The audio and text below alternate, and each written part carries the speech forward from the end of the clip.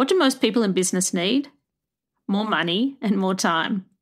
One powerful way you can get more of both in your business is with the power of automation.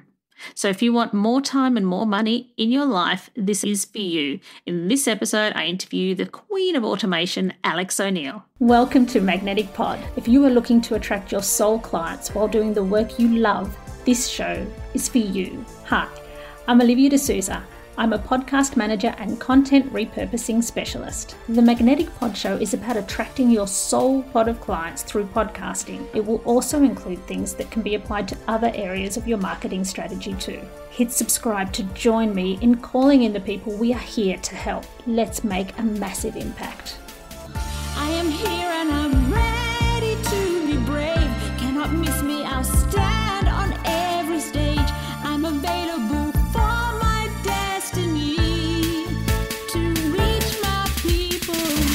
Hey friend, before we dive into today's episode, remember to hit subscribe so you don't miss any of the tips we share in Magnetic Pod on podcasting, lead generation, and business boosting ideas.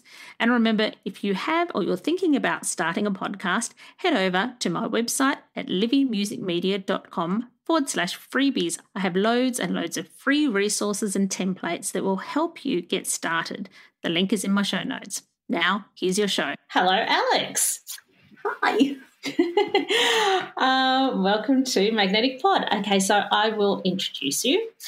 Alex O'Neill is a tech and automation strategist who helps online-based businesses save time and their sanity, as well as adding in ways to make extra income. And who doesn't need that? Welcome, Alex.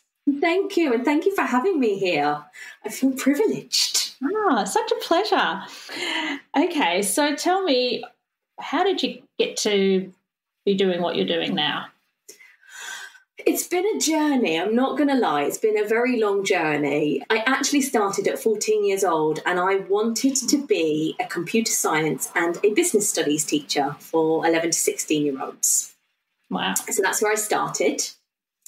And then I went into teaching and I hated it.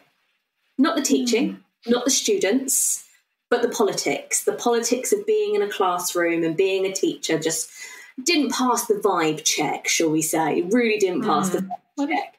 So I decided to quit because it was not doing my mental health any good. So I did some jobs. So I became like a project manager, project coordinator for some big companies, facilities management companies.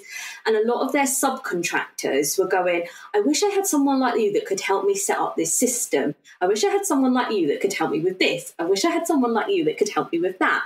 And one day I went, but I can't do that. And they were like, really? So I started doing odd jobs helping those subcontractors set stuff up in their business. And I found that I loved it. So I was like, do you know what? Sod it. So I was handed my notice in literally December 2019. I had a 3-month period where I had to hand over to a new member of staff. So my period of finishing work was March 2020. So just before the world went nuts. Yes. But for me, it was perfect because... Yes, I would think so, actually, for what you do. So perfect for what I do. I was really lucky that I got one really big client from those subcontractors that needed help. And he basically supported my business and me, kept a roof over my head here by myself, and allowed me to explore tech, which is what I really wanted to do. And it allowed me to grow that other side of my business with a safety net as such. And I found when I was learning about tech, now I've been learning about tech and I have been in love with tech probably since I was a 10-year-old little girl. And I was told once that as a woman, I would fight 10 times harder than any man to work in the tech industry. And they're right. Really? Really. You have to fight so much harder because your voice is really not heard over anyone else. And when I was told this client what I wanted to do, they were like, are you sure you want to do that? And I was like, yes, I do. And when I started sharing my journey of opening my business on the tech I was using, other people really got interested in it. And that is what really triggered this. I can help you save time and money, and I can give you sanity. And it has been a fantastic journey, just supporting all of those businesses with the knowledge that I've gained by messing around. So you couldn't get too far as a career when you're working for somebody else. You found that you had, but you could have your own business, and that worked for you. Wow. Yeah. So, when I was in my last job, I asked for a promotion because I was doing everything in that role apart from travelling to site. I was doing absolutely everything in that role, but I couldn't do it because the men were doing this and the men were doing that. I wasn't allowed. I was just the admin girl in the office. Wow. So I went. I mean, is that actually, was that deliberate, or is it like an unconscious thing that happens to you? I think it's very an unconscious thing that happens. I think we don't realise that is the way the world is set up. The world isn't set up for us as women to be able to strive and really go high in our careers unless you are very, very, very lucky, and it's very slim pickings. If you've got men at the top, it is very likely that they're going to keep you underneath them. And I've seen that in every single one of my jobs. Wow. So I said, sod it. I'll be my own boss. Fair enough. Go build your own. So can you explain a bit more detail what it is you do? How do you help people? So I help people by having a look at what they do in their business. So it takes having a look at their ideal client, what their product suite is, what software and tech that they're using in the back end of their business, and finding ways that we can add automations into that. Because you'll find that you're doing 3 or 4 repetitive tasks in your business manually. And actually, by making that small change, you can take those tasks off the table. They're done without the human error, and you can just sit back and smile as you just see the tasks do things for themselves. And that's brilliant. It's amazing. We do lots of different things here, from email marketing, project management, launching, client relationships. If there's a part of the business behind the storefront, behind the social media, everything behind that I help with in whatever shape or form that is. So what kind of things are people wasting their time on that could be automated? Transferring data. So say, for example, you have someone that books a one-to-one discovery call with you. They book it in something like Calendly or TidyCal or Book Like a Boss, and then it just goes into an email. It's just sat there. And then you've got to search through all your emails to find all the answers and what did they reply to your questions, and that takes time. So you can set up an automation via something like Zapier that literally adds all those answers into your project management system. So you could literally open up the list, go, cool, what calls have I got today? Oh, yeah, that's so-and-so, they've got this problem. That's so-and-so, yes, we're talking about that today. And it just, you're not searching through everything to find the answer. It's just there, plain and simple, nice and easy. Wow, so it just clears your mind of distraction. Yeah, it is. Like, even this call, for example, it landed in my calendar as I added it in. It put it in my project management system. My project management system this morning told me all the tasks that I had to do today, and this was on my list. And I didn't touch it. Wow. So it just landed in there. Yeah, because it knew. And what project management tool do you use? So for me, I use ClickUp. I like it because it is you can see the whole broad picture at the top, but you can also see down right in a list right at the bottom. So it depends on like what your perspective is for that day. It could be you want to look at one particular client's work. You want to look at all the clients' work. It may be you want to look at your social media and your marketing, but you want to look at everything. And I really just like the way that you can break it down and go to those different levels. So yeah, really, it's my favourite. I have heard really good things about it, and I recently signed up, and to be honest, I haven't got it all figured out. So you'd be the person to my suggestion, if anyone is starting with ClickUp, don't go for getting it all done in one go. Pick one section of your business. So say, for example, you want to tidy up and look after your social media and your marketing. Do that first. Then later on, once you've got that nailed, add in your client work. So a folder for them and breaking that down. If you try and do all of it at once, you're just going to overwhelm yourself. So take it in small little chunks and build it up. And you'll eventually, over a few months, build this incredible system because you've taken it slow and steady rather than trying to do it all. And months later, you've got nowhere. That's a good tip. That's a good tip. That reminds me, my brother's good like that. He's a Virgo, if that's got anything to do with anything. He just plods along, chipping away at things, and then years down the track, like he's into music and he's recorded all of his hundreds of songs and they're all on Spotify, like just a little bit at a time. Yeah. I think good advice. Slow and steady wins the race. Okay, so what about things like, you mentioned making money. What are some things that can make money for you with automation? Let's say, for example, I'm thinking, for example, okay, I'll talk about podcasting. So someone's got a podcast and they've mentioned some lead magnet they've got, like you can download my how to plan an episode thing or whatever. How would you automate it all from there? So I would have, and this is something I teach quite often, it's called How to Get Your Lead Magnet in the World and Then Make Money.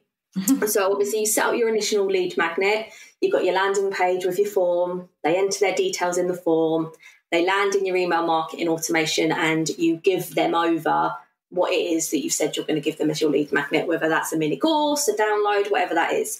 Then what I always suggest is you can do this two ways. So you can do an instant tripwire, which is the idea is you want to trip them up as if they're tripping up across the road.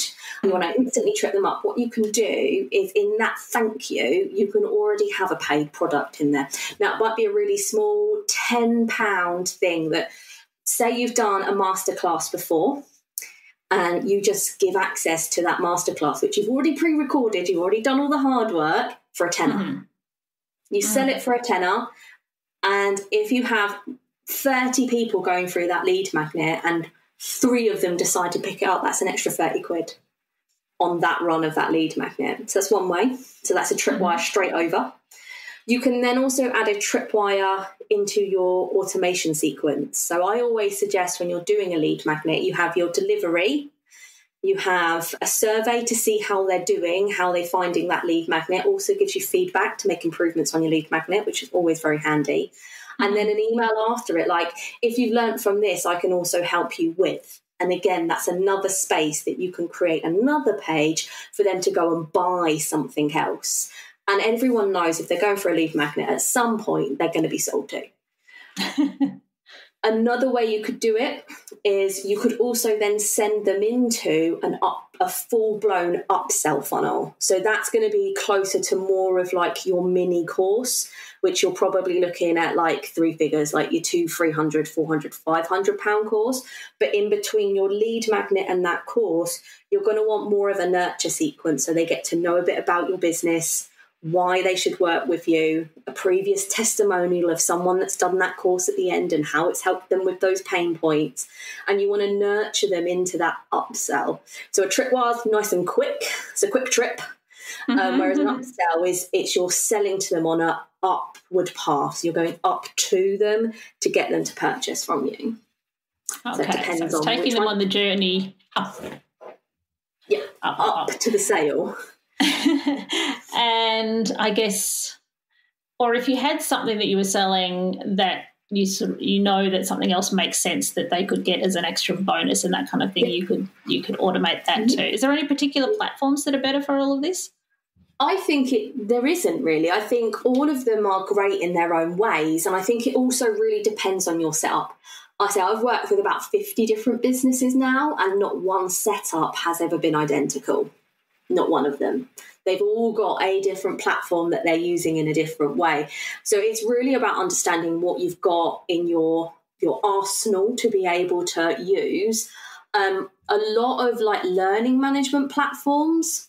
So I'm talking Teachable, Podia, Kajabi, Kartra, a lot of them have got like inbuilt upselling and inbuilt downselling as part of their mechanics in the background of that platform. So if you've built those things in the platform, it will automatically try and help you and assist you in making more money. Wonderful. Sounds good. So it sounds, so you actually do the things, because when I was looking in your website and looking what you do some mentoring. So how much of it is it mentoring or hands-on doing, or a bit of a combination of? So we don't really do mentoring in the sense of like mentoring. So we've got two sides of the business. I've got what I call the done for you, and I've got the done with you. Okay. Because done for you are for people that literally don't have the time, don't want to fast, don't want to learn about it. They just want someone to build it, come back to me when it's done and hand it over to me. And a lot of the time I say, you get your copyright and your content, so your images and all of that, come to me and we'll build it. I do quite a few launches with people. So when they're doing like a signature launch or a membership launch, we make sure that everything through that sales process is built, all the assets are built, all the emails, the landing pages, the Facebook groups, all the different bits are built into that. Or an email marketing, we do a lot of builds for email marketing, nurture, welcome sequences, lead magnet pages, and all that kind of stuff that goes with that. So that's like the done for you. Like, give it to me, I'll get it to work, I'll land it back. And then the done with you is our Tech It Together membership. And the principles behind that is I want people to be able to learn how to use the tech with confidence and without fear that they're going to break it. So I'm there 4 hours a week, every week. They can come with their question, no matter how big or how small, how you might feel like it's a really stupid question, but I can fix that in 10 minutes rather than you wasting a whole day with Dr. Google trying to get it to work. And that's the real big theory behind it, is working together, we can get you through the things. We do the launch stuff in there. So I will help them go through all the different stages. I'll keep them on track as they're implementing all the different bits. I'll be their wing woman inside their group as they're doing their masterclass. I'll test it out, and if something's going wrong, because I've helped them through that whole journey, I can be there like, oh, by the way, that email you sent out, the link's broken, and they can go in and fix it because I'm there keeping an eye and just being there with them all the time. So yeah, done for you and done with you. I love that. That's kind of similar to with my approach with podcasting is doing it for people, because I find there's a lot of people in my world, in my feed, I guess, that might be coaches and mentors, which is great. You need people to bounce ideas off and get clarity with and all of that. But sometimes it's like, yes, but I want someone to actually do the things. Do the things, please help. So I love that. So what's the biggest problem your clients face? Confidence. It is confidence in what is out there and what should I use. It's the biggest one. And am I going to break it? I hear that so often. If I change X, I'm going to break it. And I'm worried about breaking it and it not working. Yeah. No one wants to. No one wants to break it. No, exactly. Although I go in and I actually break it. And they're like, you've broken it. I'm like, yeah, but you've got to break it to fix it sometimes. Sometimes you've actually got to break it to fix it. Otherwise, it doesn't work. And they're like, and I'm like, oh, it's okay.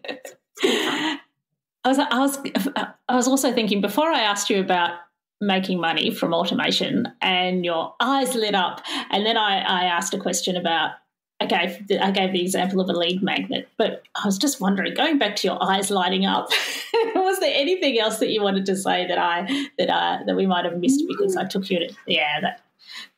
I just think it's making sure when you want to make more money with your tech is having a sequence of assets ready to be able to do those things, like I said, with your lead magnet. It's making sure that your business has got a really small, so you've got your free offering, small offering, and then like a small little level of offerings that lead people through to that big signature, whatever it is that you're selling.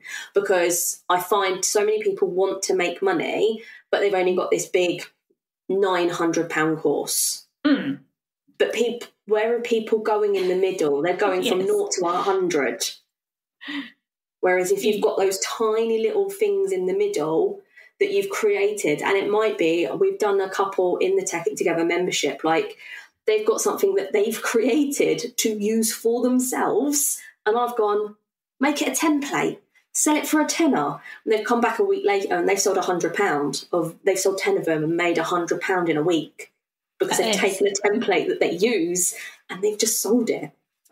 That's the thing. We use things for ourselves. We just use to get by and get our job done. And sometimes we can't see the wood for the trees. And yes, I do believe there's something in building up to the big sale. It's I don't know if this is inappropriate, but I have a friend who says it's like you can't just ask for sex on the first date. That is exactly it. And do you know what? That's exactly it when you're asking for the sale and looking at the tech that you kind of use to build with it. Like, you're not going to turn up and go, come on then, let's go. You're not. You're going to go. Like, who are you? Are you going to say? No, I mean, it might work for some, but anyway. Yeah, but you're not even then, you don't. You do go to the pub first and have a drink and have a chat and get to know one another, and then you have a dinner and you get to know each other a little bit more, and then you kind of go for a walk along the beach or in the woods, and then you kind of bring it in. And I think working with people, it's very much the same. Like having that, I think there's a proper name for it, let me think of it. It's an ascension model. You want them to ascend through the different bits. So again, for free, just going for a walk along the beach. £10, having a wine together. £25, going for dinner. Next one, hotel room somewhere before you bring them back to your house. Do you know what I mean? Like, you do bring them through that model in your business. And yeah, like working, I have seen it a few times lately. Like, when you build a relationship in a business, it's the same as building a relationship in life. You've got to get to know one another. That's beautiful. So we are matchmakers, have we? So is there any key takeaways or advice that you have for people? Yeah, so when you are doing anything with tech, as I said before, break it down into smaller parts and plan it bit by bit. And I always say, whenever you're planning anything, especially like a big workflow where your clients are having to go on a journey to get to that buy at the end, whether it's a lead magnet or a launch or anything like that, plan it out. I actually still get my post-it notes out, and on my door I will post-it note all the spots that my client is going to have to hit. So whether it's a landing page, whether it's an email, whether it's a form or a cart, I plan out what my client, if they're going on that journey, is going to hit, and then I build it. I never just build it. I'm like, nah, I'm just going to build it. Plan it out and then build it. I'm lucky this far along the line, I've got about 20 or 30 different plans because I've built quite a few over time, and I can pluck one out and go, cool, I just need to adapt you now. But yeah, if anyone is ever building anything, plan it first. Don't jump in with 2 feet, because what you will find, and I've seen this quite a few times, is you will miss a step. And when you miss a step and you then realise and go and build it in, you then can crash the whole rest of your workflow, and you've then got to spend time rebuilding it because you've missed a step. No wonder people get scared. Yeah, and that's why people get scared. So yeah, I always say get your post-it notes out and a pen or a whiteboard or anything like that. Plan it twice, make it once. I love that you plan it on post-it notes. Miss Tech Head gets the post-it notes out. I do. I've got pictures of my door where I've literally got post-it notes with landing page and the platform it is, email platform, Zapier, connect this way. I've just planned it all the way down my door. Wow. Don't know what's going on. You need a lot of door on wall space then. Yeah, sometimes I do. Sometimes it's pieces of paper across the floor, depending on what I'm doing. But I'll convert that into a digital version, and all my clients get a digital version when we finish of their workflow and how the clients are going through all the different parts of the tree. That makes sense to me. You can move it around with bits of paper and then make it pretty and on some digital whiteboard or something, I guess. Yeah. Or some perfect platform. Okay, so is there anything else we haven't covered before we wrap up that you'd like to share? No, I think it's everything. I think it is just be confident and make small changes. Small changes once a week, every week, rather than sitting down to nail it all in one weekend. Small manageable changes. Make one automation a week. Take one task that you realise you're doing every week and make that automated. And they will add up over time rather than trying to nail the whole lot in one go. Wow. Slow and steady. I love that. Exactly. Okay, so how can people reach you? So you can find me on either the Digitastic or the Tech It Together Instagram pages. You can also find me on Facebook, YouTube, Pinterest and TikTok. I'm kind of a bit of everywhere now. Bit everywhere. And that would be by searching both of those names. Digitastic. So if you search Digitastic, you will probably find me everywhere. Right. And we'll put it all in the show notes as well. So thank you very much, Alex. You are very welcome. And thank you for having me today. Pleasure. So what were your key takeaways from today? Did it raise any questions? What would you like to know more about? Let me know. You can contact me via social media or email or join my free Facebook community, Magnetic Pod. I don't care which way you use, just reach out to me. I'd love to chat with you. And remember, you can get access to lots of free podcast resources that will help you get started or help you improve your podcast at livymusicmedia.com/freebies. Hit subscribe because I want to see you again. But for now, go forth, be the awesome person you are, live the life you want to live, and have fun. You've got this. See you next time.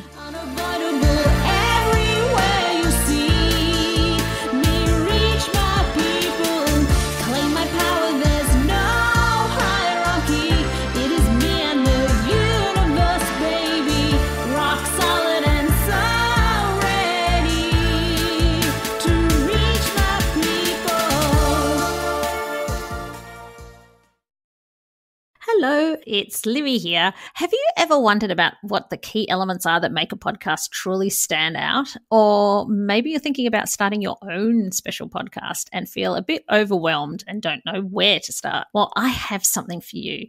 Introducing the Ultimate Podcast Checklist. Da, da, da, da. It's a step-by-step guide that covers everything from the initial brainstorming to advanced growth strategies. It's the perfect companion for both new and seasoned podcasters. And the best part, it's absolutely free. Da, da, da, da. To grab your copy, simply head to the show notes of this episode and you will find a direct link there, and then away you go.